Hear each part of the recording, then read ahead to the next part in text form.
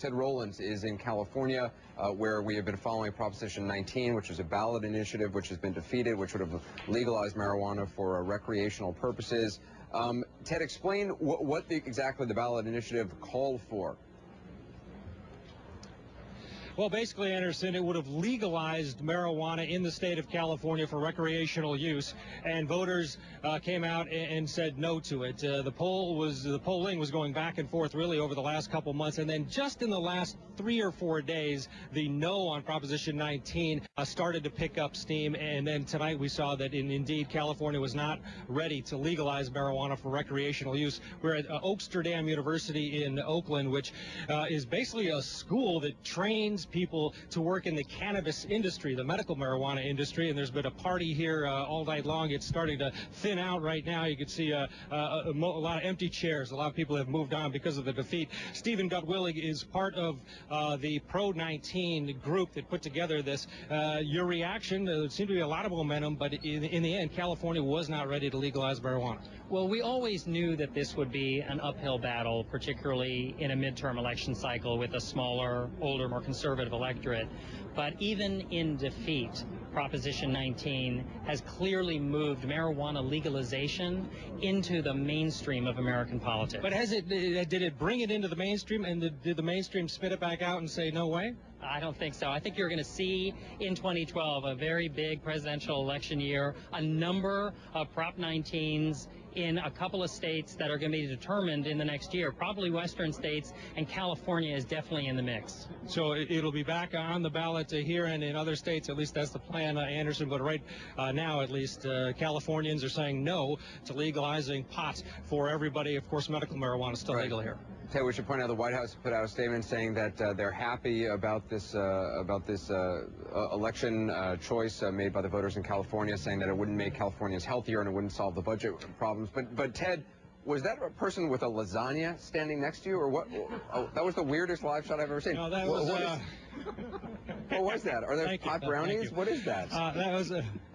Oh, that's baklava. Look at this is a marijuana-based baklava for your enjoyment. I don't know how good it looks, but they're passing it out as a sort of a party favor here, a treat for folks here. There's been a lot of smoking as well, as you might have met. That is baklava. There had been talk. Or a version of it. There had been talk about a high youth turnout, especially in the area where you are, Ted. But clearly that wasn't enough to get this thing passed. Yeah, and that was the big strategy, or at least the focus of the campaign. They went to universities across the state, and early on today there were stories that at the University of San Diego they had run out of provisional ballots, and the students had overrun the polling places, but obviously that didn't turn out. They didn't come out in the numbers that would have been needed to get this passed. Exit polling did show a tremendous divide. Older people against Prop 19, younger people overwhelmingly for 19. Ted Rowlands, appreciate it, Ted. Thanks very much. Enjoy the baklava. Or not, I don't know. I'm not sure.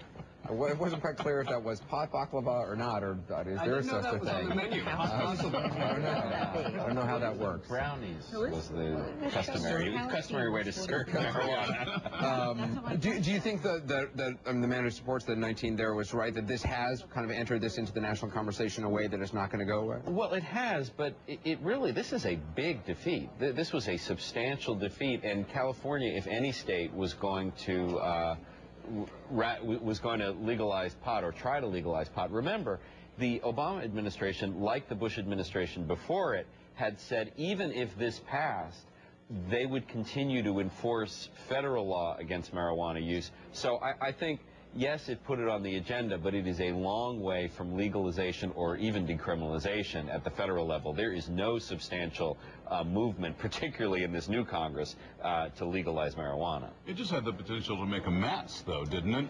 If it had been, it did, and remember, I mean, marijuana is legal for medical use in California now, and medical use there is very broadly defined. Right. A lot of people get prescriptions for pot and marijuana in California, and that doesn't seem to have had a tremendously disruptive effect. I mean, but as for full-scale legalization, where it's sold like Lucky Strikes, that's many years away, I think.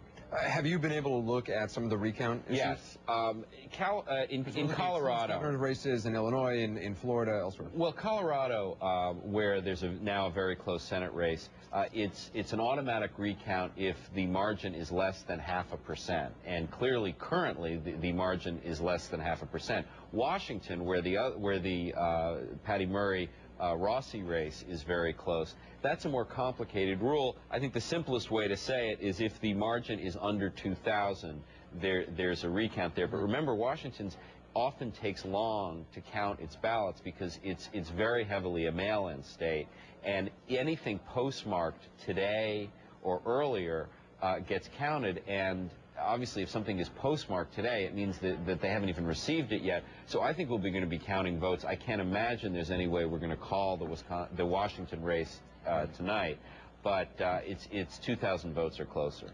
All right. Obviously, also the polls have closed in Alaska, but we're still waiting results on that. Probably was going to be quite some time waiting. All right. I'm being told we can actually see some votes now.